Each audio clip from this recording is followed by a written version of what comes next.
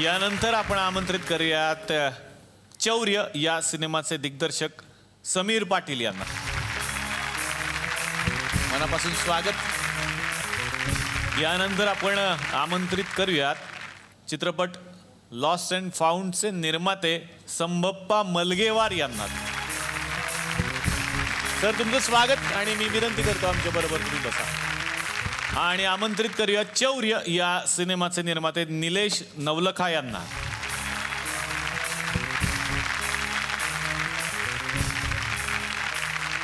ऋतुराज, तुम्हाला विचारायचं की एक आगळा वेगळा सिनेमा रसिक प्रेक्षकांच्या भेटीला तुम्ही घेऊन येत आहे. काय तुमच्या नजरेतून हा सिनेमा? पहिले तर मला खूप आनंद झाला या शोवर येऊन. म्हणजे शाहरुख खान आल्यावर जेवढा आनंद तुम्हाला झाला होता त्याला बघून तेवढाच आनंद मला झाला आहे तुम्हाला भेटून. म्हणजे कुणासाठी का होईना मी शाहरुख खान आहे. सो हा शो जे काम करतो, लोकांचा एकटेपणा दूर करतो. सोमवार मंगळवार लोक कधीच एकटे फील करत नाहीत. तर बाकीच्या दिवसात काय करावं तर नक्कीच हा सिनेमा बघावा, लॉस्ट अँड फाउंड. कारण की एकटेपणावर भाष्य करणारा हा सिनेमा आहे. It's a very feel good film. आणि याच्यामध्ये एवढंच सांगितलं आहे की कोणीतरी हवं असतं बोलायला. एक अनोळखी लोकही कधी कधी ओळखीचे वाटू शकतात. वा वा. समीर सरांना विचारायचं आहे, तुमच्या नजरेतून काय आहे चौर्य? ही दोन समाजांची गोष्ट आहे. एक समाज जो कधी काळी आपण होतो आणि एक समाज जो आज आपण बनत चाललो आहे. चौर्याचा जो बॅकड्रॉप आहे तो आपल्या महाराष्ट्रामध्ये एक गाव आहे शनी शिंगणापूर. इव्हन जगात एकमेव गाव आहे जिथे घरांना दरवाजे नाहीत. तर मला नेहमी असा प्रश्न पडतो की एकेकाळी आपल्या समाजव्यवस्थेमध्ये घरांना दारांची कधी गरज पडली नव्हती. इतका प्रगल्भ समाज आपला होता. आज आपण घर घेताना CCTV आणि सिक्युरिटी गॅजेटशिवाय विचार करू शकत नाही. तर समाज म्हणून आपण नक्की प्रगत होतो की डिटोरेट होत चाललो आहे याचा हा शोध आहे आणि त्याचं नाव आहे चौर्य. वा वा. निलेशजी, तुम्हाला विचारायचं आहे तुमचा या सिनेमाच्या निर्मितीचा अनुभव कसा आहे? या सिनेमातून आम्ही पहिल्यांदाच एक प्रयोग करतोय ॲक्सेसिबिलिटी फॉर्मॅटचा. त्याच्यात अंध आणि कर्णबधिर लोकांना सुद्धा आपल्यासारखा सिनेमा बघता येतो. आणि हा भारतातला पहिला असा प्रयोग आहे. भारताच्या बाहेर हे प्रयोग होतात. This is the first of its kind. हा भारतात मराठी सिनेमानी केला आहे आणि ह्याच्याबद्दल जास्ती गर्व आहे. क्या बात. वा वा. तुम्हाला खूप साऱ्या शुभेच्छा देतो मी. आणि आता लॉस्ट अँड फाउंडचे निर्माते मलगेवार सरांना मला विचारायचं आहे की तुमचा कसा आहे अनुभव या चित्रपटाच्या निर्मितीचा? एकटेपणाचं दुःख हे महाभयंकर असते आणि ते मानसिक आजाराशी सुद्धा जोडलेलं असते. अशा परिस्थितीमध्ये याची नवीन संकल्पना अँटी लोनलीनेस प्रोग्रामची घेऊन या ठिकाणी लोकांसमोर मांडण्याचा या प्रभावी प्रयत्न दिग्दर्शकांनी आणि संपूर्ण टीमने केला याचा मला अतिशय आनंद होतोय. सिरियसली तुमची ओळख आहे? अरे म्हणजे काय घ्या सर. 9820555022. हा तुमचा नंबर आहे, ते ओळखतील ना. अरे कसलं ओळखतंय? 2 वर्ष झाली फेसबुकवर मी माधुरी दीक्षित म्हणून त्यांच्याबरोबर चॅट करतो. अजून त्यांना कळलं नाही. मला बोलायचं ना. असं कसं? आज कसा सगळ्यांना चान्स भेटला पाहिजे. संजू कसा आहेस तू? मस्त. डाईट चालू आहे ना तुझं?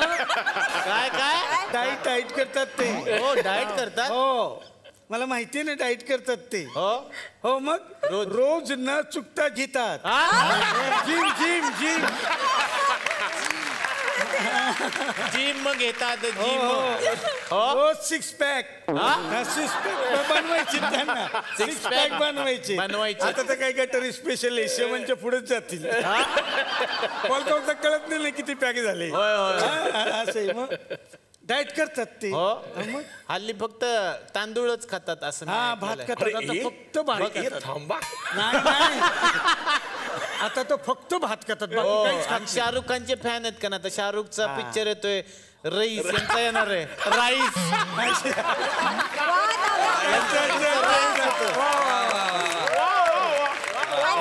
आणखीन एक गुपित मला कळले ते मी सांगते. दादांचं कसं आहे ते आजकाल एक नवीन छंद त्यांनी जोपासले आणि ते वाद्य शिकतायत, गिटार. वा वा. म्हणजे आता दुसऱ्या दिवशी त्यांची गिटारी आमोशच असेल नाही का?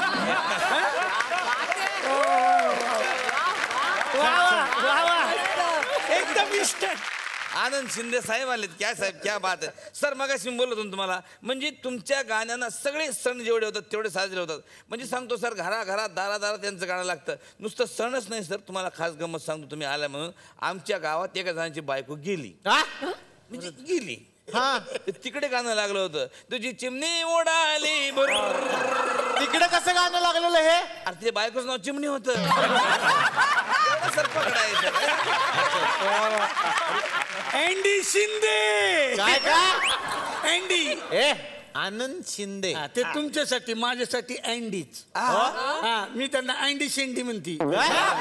काय शेकडो अंडी. काय अंडी अंडी अंडी अँडी अंडी फक्त एंडीज म्हणा. मी यांच्याकडे कामाला होती, त्यांच्याकडे पण कामाला घरी कामाला होती. बाकी काही प्रॉब्लेम नाही. हा फक्त ना घरात बापिया आणि बायकोन हेच ओळखता येत नाही. का? हे सगळ्यांची केस एवढी लांब आहेत का? अच्छा, सगळ्यांचे तेवढे केले, कळतच नाही कोण कुठून बोलतोय ते. पण आवाज काय पट्टी? आवाज पहाडी म्हणजे फोन ठेवतच नाही घरात, मोबाईल नाही घरात. म्हणजे ही इथे समजा घरी आणि पोरगा पुण्यात आहे, तर इथून त्याला बोलतात कसा आहेस रे, तिकडून बोलतात मजेत रे. असं चांगले सर काय आवाज आहे? आवाज आवाज नुसता आवाज. आणि हाच आवाज आज तुकरटवाडीमध्ये आलेला आहे. तर आमची खरंच अशी इच्छा आहे की आनंद शिंदे सरांच्या आवाजात जर आम्हाला इकडे काय ऐकायला मिळालं तर आम्ही धन्य होऊ.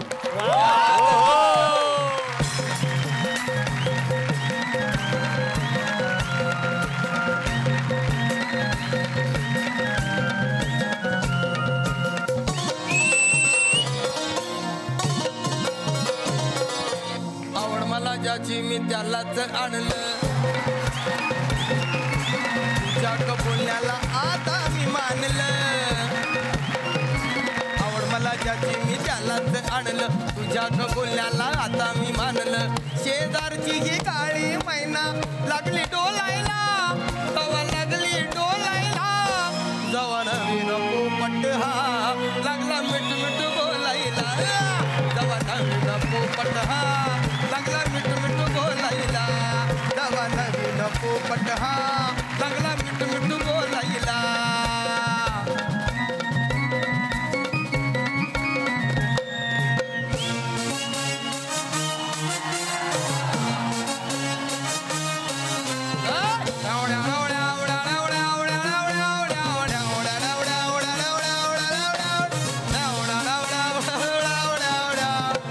आली या गावात अजब वरात,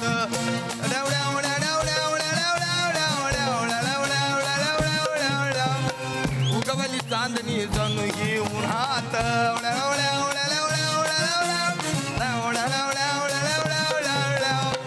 आली या गावात अजब वरात, उगवली चांदणी जणू ही उन्हात. पोराला न्यायाला पोरगी दारात, बरोबर गोवात गाव पमात. आवाज वाढव डीजे तुला आईची, आवाज वाढव डीजे तुला आईची शपथ हाय हाय. आवाज वाढव डीजे तुला आईची शपथ काय. आवाज वाढव डीजे तुला आईची शपथ हाय हाय. आवाज वाढव डीजे तुला आईची शपथ काय. आवाज वाढव डीजे तुला आईची शपथ हाय हाय. आवाज वाढव डीजे तुला आईची शपथ काय. आवाज वाढव डीजे तुला आईची शपथ हाय. आनंद सरांसाठी एकदा जोरदार टाळ्या. वा वा. कलाकार हा आयुष्यभर कलाकारच राहतो. एक डॉक्टर म्हणून एक गोष्ट सांगावीशी वाटते, कदाचित त्यांनी ती लपवली असेल सगळ्यांपासून, पण नुकतेच ते सर्जरीमधून बाहेर आलेले आहेत आणि त्यानंतर पहिल्यांदा स्टेजवरती गात आहेत. हे फक्त तुमच्या प्रेमापोटी मी करू शकलो. क्या बात आहे सर, क्या बात. आणि माझी हिम्मत गाणं आहे आणि माझ्या गाण्यावरती प्रेम करणारी ही अमाप जनता फक्त तुमच्या आशीर्वादामुळे मी या ठिकाणी गातो. हृदय शस्त्रक्रिया झाली होती, पण तुमच्या हृदयावर सगळ्या महाराष्ट्रानं प्रेम केलं, त्यामुळे त्याला काही होऊच शकणार नाही सर.